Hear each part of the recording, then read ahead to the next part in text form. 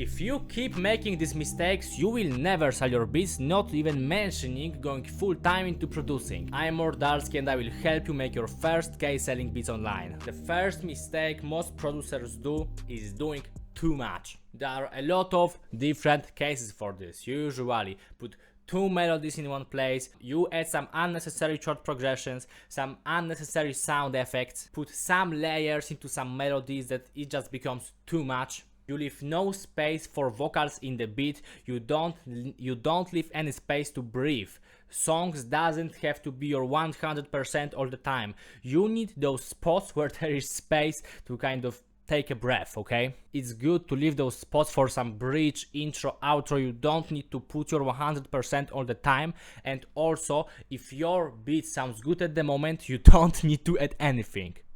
If it sounds good, it's good. There is this rule: the best beats have one trait in common. You can't add anything to them and you can't also remove anything from them. Your beat should be at the stage where you can't remove anything because you will ruin it. If you can remove something from your beat, you probably should. I used to make this mistake a lot, okay? So even I had this one beat and I talked with artists on the call and it was literally like that. Bro, this beat is crazy dope, but remove this hook. Remove this piano from the hook. I will try to find this beat and show it to you. He literally told me, yeah, I will buy that, I love this beat, but this hook will not work, please remove it.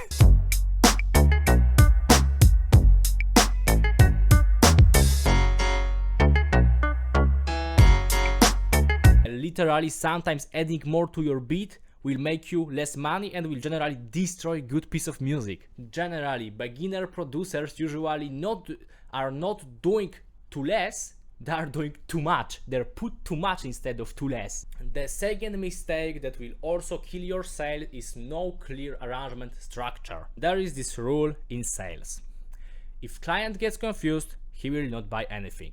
So if you confuse rapper with your arrangement, he will not buy anything. At first, your intro has to be easy. If your intro, and I see this a lot, if you just can't clearly tell where your beat starts, if there is no clear structure of intro, if your intro, for example, has some kind of vibe for old school type beat, and then you suddenly go for some R&B, I don't know, right, some rage type beat, it's also not good.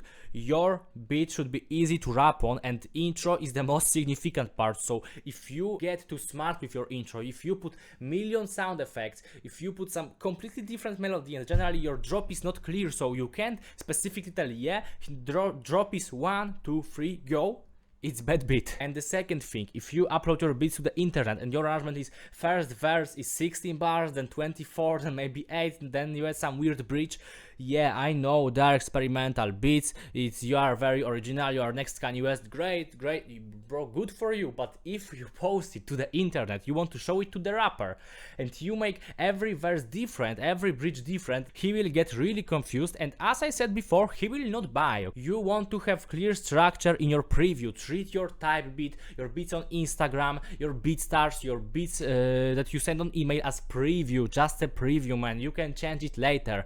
Your rapper, your favorite rapper from your DMs has to understand this vision, and when he gets interested, then you can propose him that, yeah, we can do something with arrangement. And by the way, good rapper will later work on your boring arrangement and will add some ideas with that.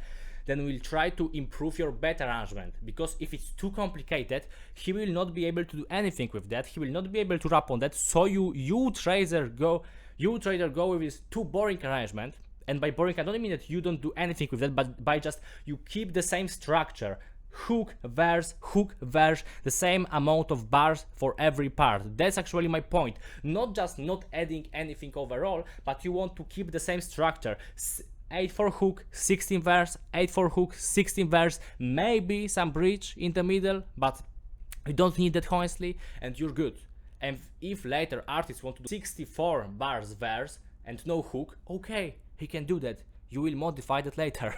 But just statistically, People will think that your beat is better if you do this simple structure. By the way, if you want to aggressively monetize your beats, if you want to aggressively monetize as a producer, I got something specifically for you. This is a video from me. This is specifically on beat selling.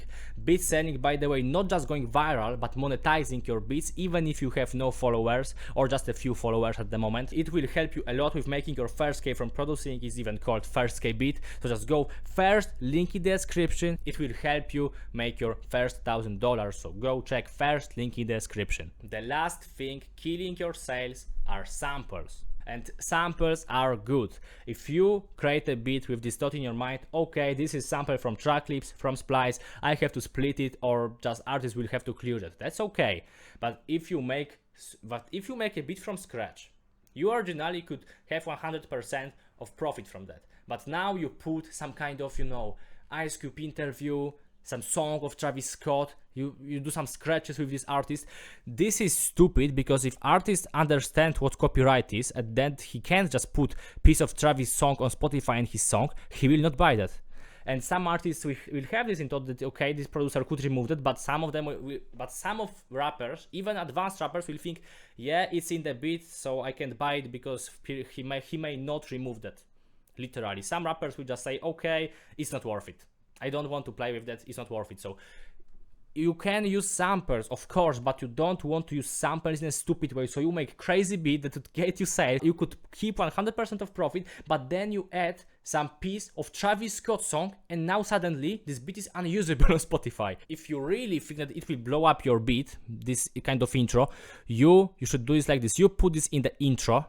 So you can remove intro because it's not in the middle of the song, it's at the beginning. And on BeatStars you put version without this sample, okay? You don't want to scare artists with unclearable samples. People will not buy a beat and then have to fight a lawsuit for some Travis Scott vocals, okay? These are 3 things destroying your business. There are obviously way more many ways to destroy your music business, but these are 3 most popular. If you want to know more about selling beats, you can subscribe me here, follow me on Instagram, and if you are advanced, go buy this video from me. It's first link in the description. It will really help you with making your first K. So that's all for now. Bye.